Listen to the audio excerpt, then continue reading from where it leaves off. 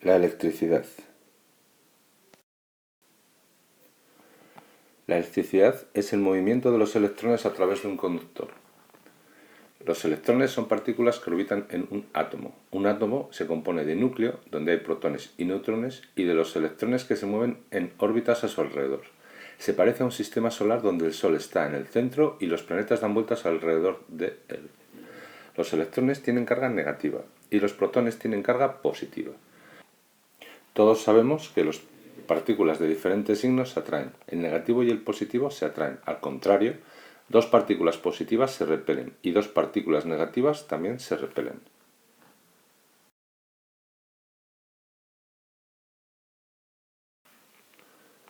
Hemos dicho que la electricidad es el movimiento de los electrones.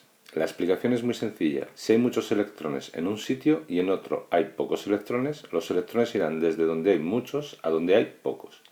En el esquema vemos que en la parte negativa hay exceso de electrones y en la parte positiva lo que tenemos son huecos de electrones. Por lo tanto, los electrones que hay en la parte negativa se desplazarán por el conductor a través de las órbitas exteriores de los átomos hacia la parte positiva para rellenar los huecos.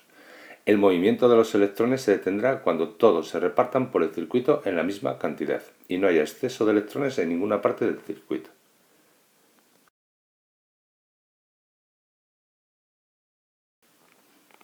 La forma de generar electricidad más común es con generadores eléctricos. Estos generadores eléctricos lo que tienen es un rotor, formado generalmente por cables de cobre, y un imán que lo rodea. Al girar lo que hace el rotor es empujar los electrones a la parte negativa y producir un exceso de electrones en esa parte. Cuando cerramos el circuito, los electrones se desplazan desde la parte negativa a la positiva, generando la electricidad.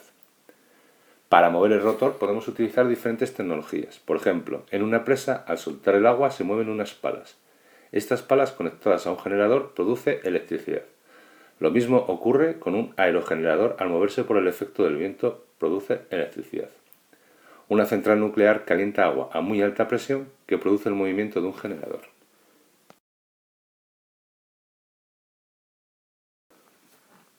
Una vez generada la electricidad tenemos que transportarla.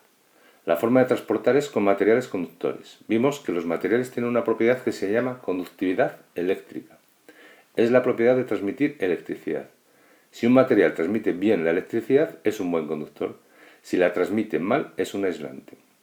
Una característica de la electricidad es que siempre escoge el camino más fácil.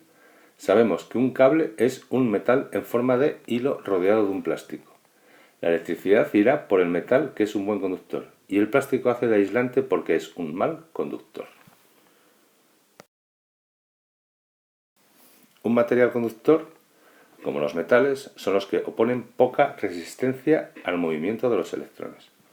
Y un material aislante, por ejemplo los plásticos, es el que opone mucha resistencia al movimiento de los electrones. La electricidad tiene tres características que la definen, que son el voltaje, la intensidad y la potencia. El voltaje es la energía con la que los electrones circulan por el conductor. Se mide en voltios. Muchas veces se compara el voltaje con la altura del agua en un depósito. Si este depósito tiene mucha agua, el voltaje es alto. Si hay poca agua, el voltaje es bajo.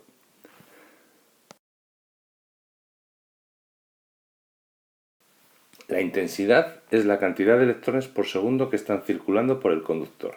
Se mide en amperios y está compuesto de coulombios por segundo. Un coulombio son 6 trillones de electrones aproximadamente. La potencia es el resultado de multiplicar el voltaje por la intensidad. Se mide en vatios. En nuestras casas nosotros pagamos por la electricidad el número de vatios que consumimos. A la entrada de cada casa hay un contador de vatios que va midiendo la potencia que estamos consumiendo. Los aparatos eléctricos que tenemos en casa consumen electricidad y si nos fijamos en sus etiquetas nos dicen cuántos vatios consume. Así podemos saber cuánto vamos a gastar en electricidad.